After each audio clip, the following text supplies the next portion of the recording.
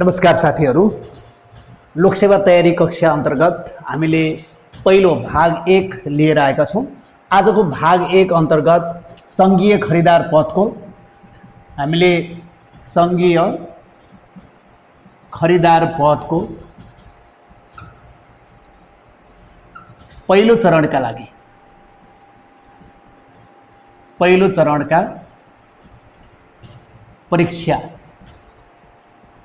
परीक्षाका लागि हामी सबैले पढ्नुपर्ने विषयवस्तु र पाठ्यक्रमहरू लिएर आएका छौँ। त्यसैले पहिलो चरणको परीक्षाका लागि यो पाठ्यक्रम किन आवश्यक छ भने पाठ्यक्रम तपाईहरुले सबैभन्दा पहिला कुनै पनि तयारी गर्दा, कुनै पनि पदको तयारी गर्दा त्यसको विषयवस्तु के हो, पाठ्यक्रम के हो र त्यो भित्र हामीले पढ्नुपर्ने कुरा के छ भन्ने कुराको जानकारी लिएर मात्रै तपाईहरुले विषय प्रवेश गर्नुभयो भने र पढ्न सुरुवाती गर्नुभयो भने त्यो अलि बढी प्रभावकारी हुने गर्छ। त्यसैले हामीले सङ्घीय खरिदार पदको पहिलो चरणको परीक्षाका लागि जुन पाठ्यक्रम निर्धारण गरिएको छ, लोकसेवा आयोगले निर्धारण गरेको पाठ्यक्रम तपाईहरुलाई सुरुमा हामी यसको बारेमा जानकारी गराउँदै छौँ र यो पाठ्यक्रम तपाईलाई क्रमशः आजको कक्षामा जानकारी गराइसकेपछि यसपछिको भागमा तपाईहरुलाई प्रत्येक पाठ्यक्रममा उल्लेख गरिएको पहिलो विषयवस्तुदेखि क्रमशः थप विषयवस्तुहरूका बारेमा तपाईहरुलाई नै जानकारी गराउने छौँ। त्यसैले हामीले पहिलो पाठ्यक्रम अन्तर्गत खरिदार पदको पाठ्यक्रमलाई चरणबद्ध गरेका छौँ। यसलाई प्रथम चरण पनि भन्ने गरिन्छ। प्रथम चरण, यो प्रथम चरणको परीक्षाका लागि चाहिने एउटा सामान्य ज्ञान खण्ड छ। सामान्य ज्ञान खण्ड र अर्को चाहिँ BOST छ, बेसिक अफिस स्किल टेस्ट भनेर हामीले कार्यालयको आधारभूत ज्ञान सम्बन्धीको यो बौद्धिक परीक्षण यानी कि हामीले IQ पनि भन्छौँ, बौद्धिक परीक्षण पनि भन्ने गर्छौँ हामीले, बौद्धिक परीक्षण। र यस अन्तर्गत तपाईले बुझ्नुपर्ने सामान्य ज्ञानको खण्डबाट हामीले जम्मा 60 पूर्णाङ्कको परीक्षामा सोध्ने गर्छ। यसबाट 60 पूर्णाङ्कको अङ्कभार राखिएको छ र अर्को बौद्धिक परीक्षण अन्तर्गत यसलाई 40 पूर्णाङ्कको अङ्कभार राखिएको छ। 40 पूर्णाङ्कको अङ्कभार छ र यो 60 पूर्णाङ्कमा 30 वटा प्रश्नहरू आउने गर्छन्। 30 वटा प्रश्न, प्रति प्रश्न 2 अङ्कका दरले यो 60 पाठ्यक्रमको पूर्णाङ्क रहेको छ। यसै गरी यो 40 मा 20 वटा प्रश्नहरू सोध्छ र प्रतिवटा प्रश्न बराबर 2 अङ्क दिने गर्छ। त्यसैले गर्दा यो 40 हुन्छ। अब तपाईहरुले यो लोकसेवा तयारी कक्षा अन्तर्गत हामीले आज पहिलो भागमा सङ्घीय खरिदार पदको लागि पहिलो चरणमा लिइने परीक्षा यानी कि सामान्य ज्ञान खण्ड र बौद्धिक परीक्षण खण्डबाट लिइने परीक्षाको पाठ्यक्रम तपाईहरुलाई आज जानकारी गराउँदै छौँ।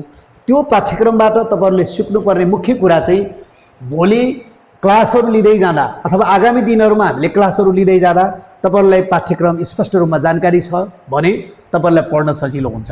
त्यसैले यो 30 वटा प्रश्नहरूको छुट्टा छुट्टै खण्ड फेरि विभाजन गरेको छ। यो छुट्टा छुट्टै खण्डमा पहिलो 5 वटा खण्डहरू चाहिँ यसलाई वर्गीकरण गरेको छ। पहिलो खण्डमा यसरी प्रथम चरणको सामान्य ज्ञान अन्तर्गत सामान्य ज्ञान अन्तर्गत 5 वटा पहिलो, यसमा चाहिँ पहिलो खण्ड भनौँ अथवा पाठ भन्नुस् अथवा पहिलो खण्ड, यसमा चाहिँ दोस्रो खण्ड, यो तेस्रो खण्ड,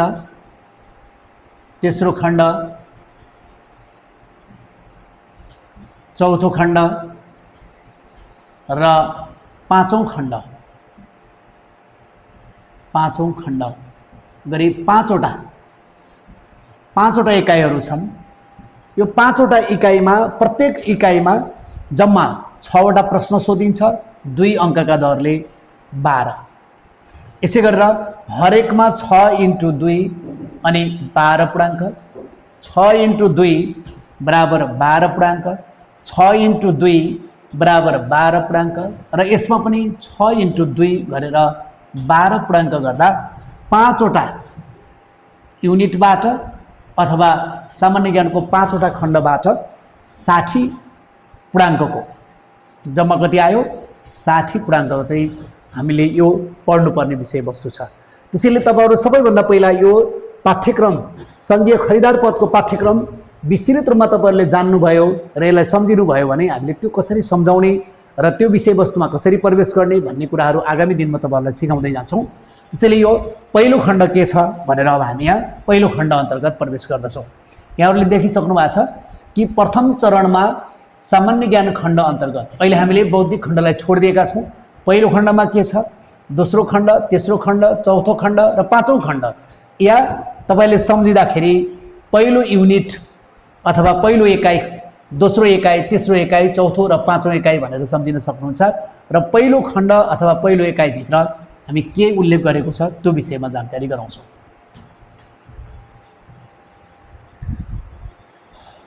पहिलो खण्ड जसलाई हामीले पाठ 1 भने पनि हुन्छ, यो पाठ 1 भित्र सौर्यमण्डल र भूगोल सम्बन्धी जानकारी छ। सौर्यमण्डल र भूगोल सम्बन्धी, यो सौर्यमण्डल र भूगोल सम्बन्धीको खण्डमा यिनीहरूको सहायक खण्ड के छ त भन्दा यो सौर्यमण्डल सम्बन्धी जानकारी, सौर्यमण्डल सम्बन्धी जानकारी यसै गरेर पृथ्वीको उत्पत्ति र परिचय सम्बन्धी यही भित्रको कुरा हो। पृथ्वीको उत्पत्ति, परिचय र पृथ्वीको गति यसरी सम्झिँदा तपाईलाई सजिलो हुन्छ। यो भित्र भूगोल खण्ड बाँडेको छ र भूगोल भित्रमा विश्वको भूगोल छ। विश्वको भूगोल राखेको छ र यसै गरेर यो विश्वको भूगोल अन्तर्गत अर्को नेपालको भूगोल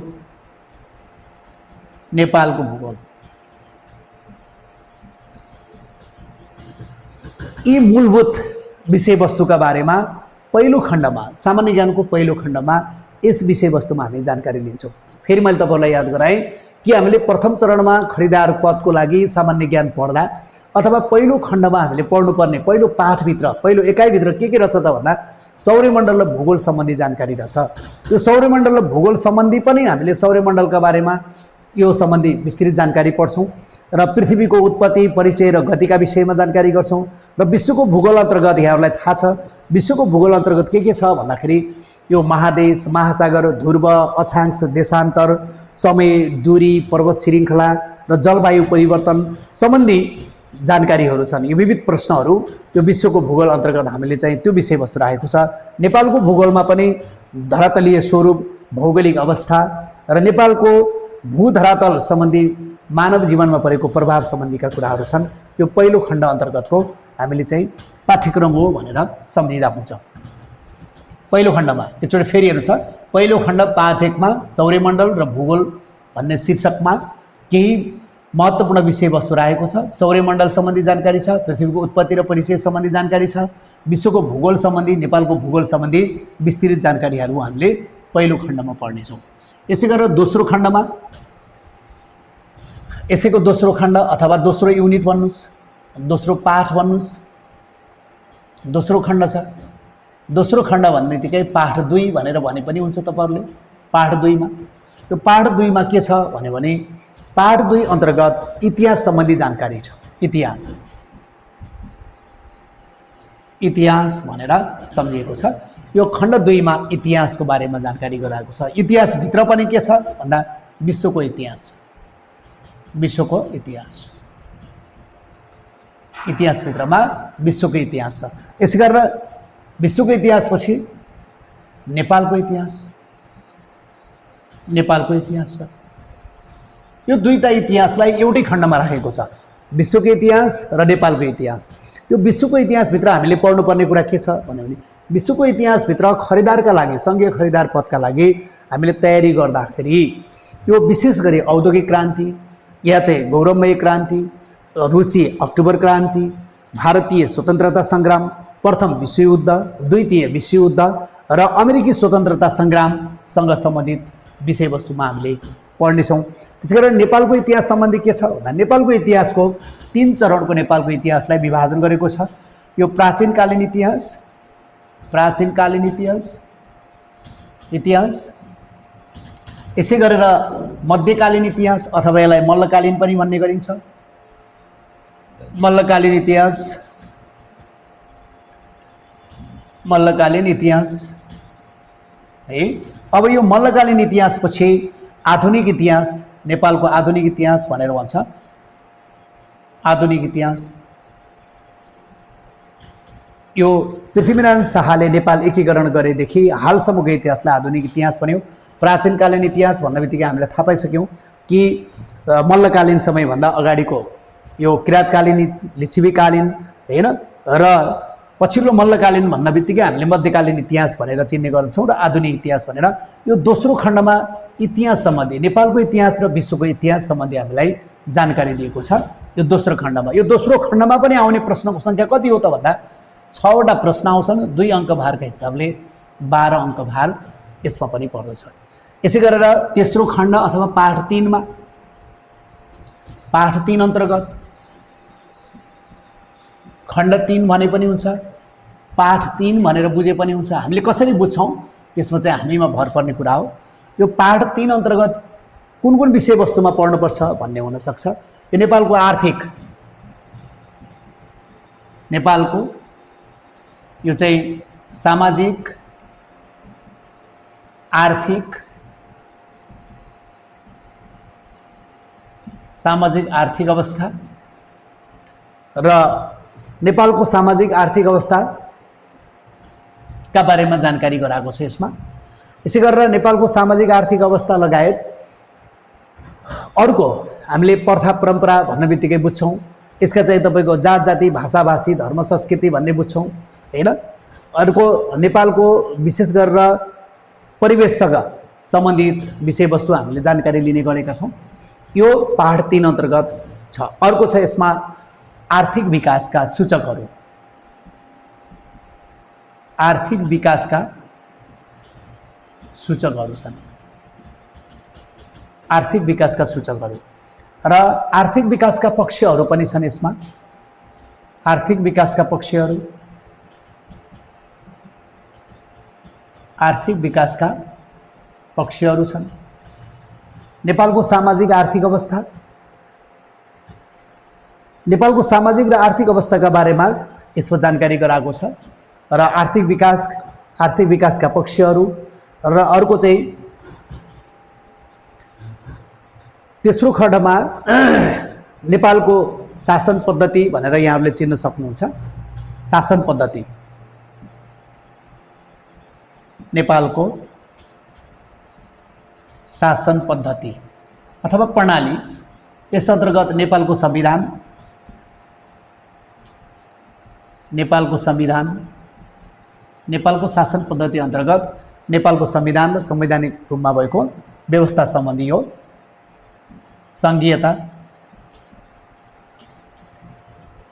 यो नेपालको संविधानमा पनि हामीलाई केही पाठ्यक्रमहरू सुनिश्चित गरेको छ। यो विषयवस्तुमा पाठ 3 अन्तर्गत चाहिँ यसको व्यवस्था गरेको छ। अब खण्ड 4 अथवा पाठ 4 मा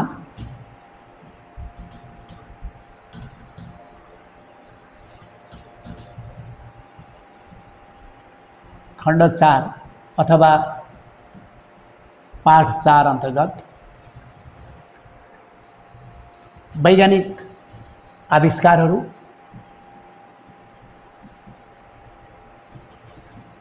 वैज्ञानिक आविष्कार, विज्ञान तथा प्रविधि,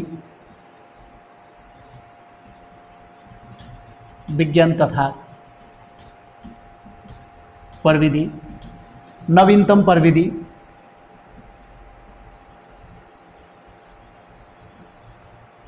जसमा हामीले जैविक प्रविधि, यो विज्ञान प्रविधि र वैज्ञानिक आविष्कार सम्बन्धी जानकारी गरेको छ। त्यसपछि जनस्वास्थ्य, यो जनस्वास्थ्य भन्ने खण्ड छ। यो जनस्वास्थ्यमा रोग, खाद्य र पोषण सम्बन्धी हो। रोग, खाद्य, पोषण र पौष्टिक तत्त्वहरू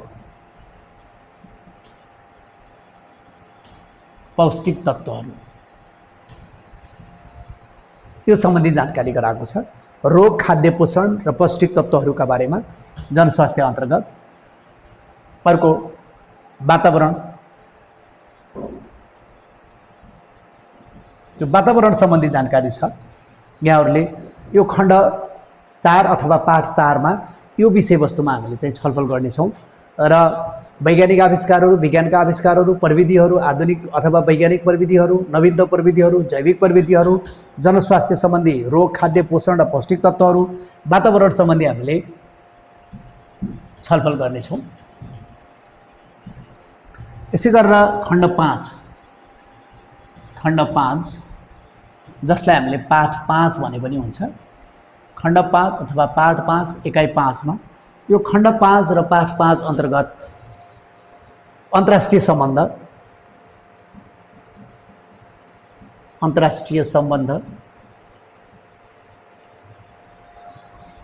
र समसामयिक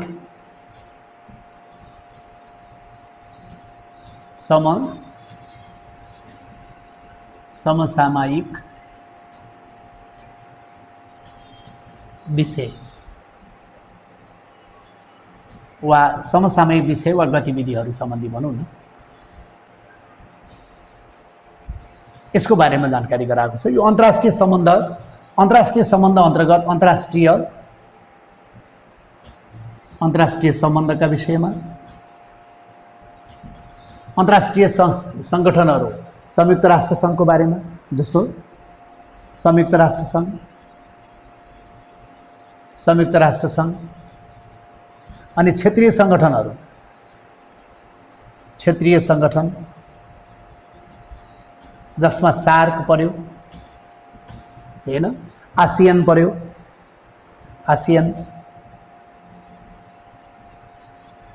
सार्क, आसियान।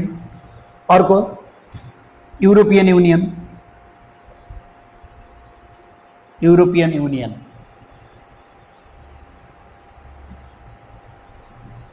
यो विषयवस्तुमा चाहिँ हामीले छलफल गर्छौँ। यो अन्तर्राष्ट्रिय सम्बन्ध अन्तर्गत अन्तर्राष्ट्रिय सम्बन्धका विषयमा, संयुक्त राष्ट्र सङ्घका बारेमा र क्षेत्रीय सङ्गठन अन्तर्गत 3टा, विशेष गरी सार्क, आसियान र युरोपियन युनियन गरेर यो 3वटा क्षेत्रीय सङ्गठनका विषयमा जानकारी गर्नुपर्छ भने अर्को अन्तर्राष्ट्रिय समसामयिक विषय, राष्ट्रिय समसामयिक विषयहरू, यो समसामयिक विषयका वस्तुका गतिविधिहरू भनेर यो आर्थिक, सामाजिक, राजनीतिक, विशेष गरेर राजनीतिक घटनाक्रम, समसामयिक विषयवस्तुहरू, समसामयिक विषयहरू।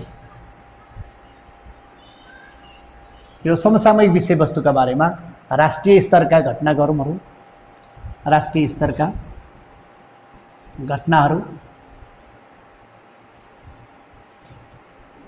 अन्तर्राष्ट्रिय घटनाहरू,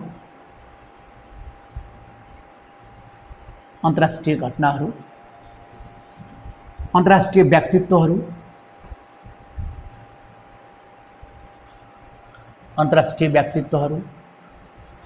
र अन्तर्राष्ट्रिय स्तरमा हुने खेलकुद सम्बन्धी,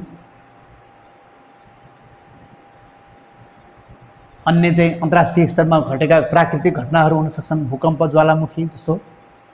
ज्वालामुखी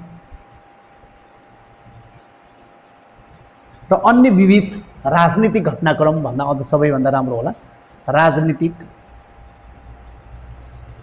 घटनाक्रमहरू, यो विषयवस्तुमा जानकारी गर्ने गरिन्छ।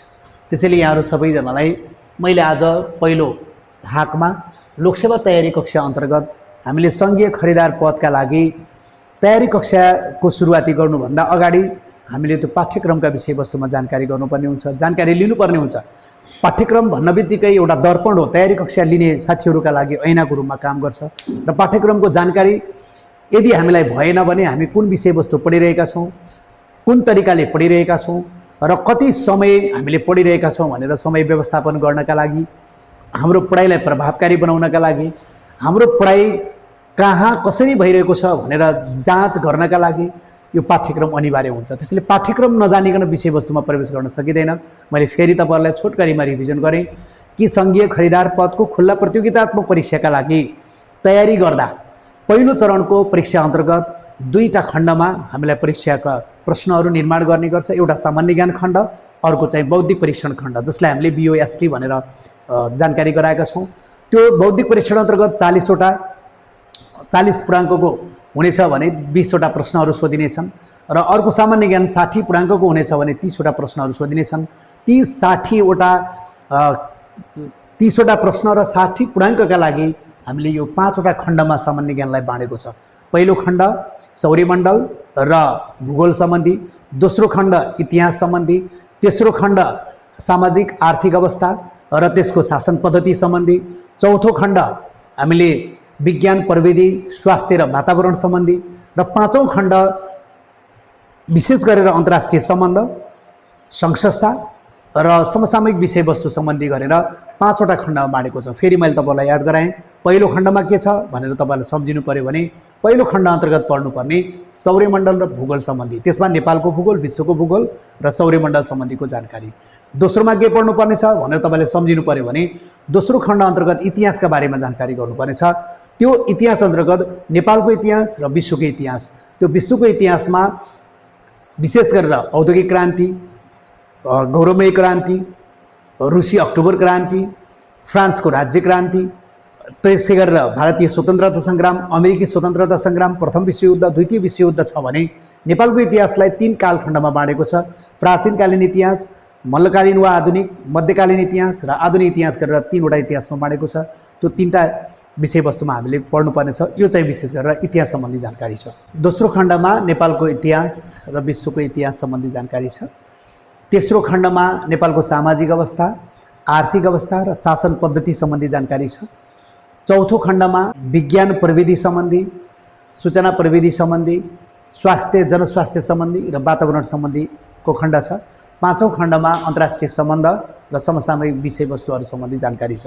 यो छोटो पाठ्यक्रम सम्बन्धी तपाईँलाई जानकारी लिएर आजको पहिलो सेसनमा यहाँहरूलाई जुन सङ्घीय खरिदार पदको लागि आवश्यक पर्ने पहिलो चरणको सामान्य ज्ञान खण्ड अन्तर्गतको विषयवस्तुको जानकारी गराएको छौँ भने अर्को भागमा यो विषयवस्तुमै रहेर हामीले पहिलो एकाइबाट सौर्यमण्डल सम्बन्धी जानकारीबाट तपाईँहरूलाई विस्तृत रूपमा जानकारी गराउनेछौँ।